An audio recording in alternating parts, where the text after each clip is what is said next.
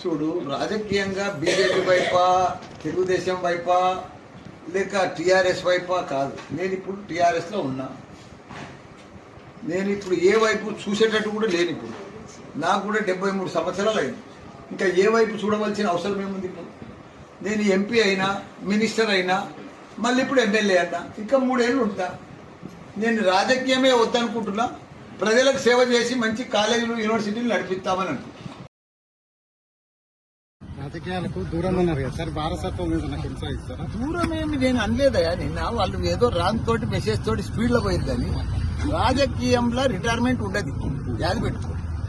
రాజకీయంలో రిటైర్మెంట్ ఉండదు. నేను విద్యా సంస్థలు దేశం అంతా ఓపెన్ చేస్తా అని చెప్పిన.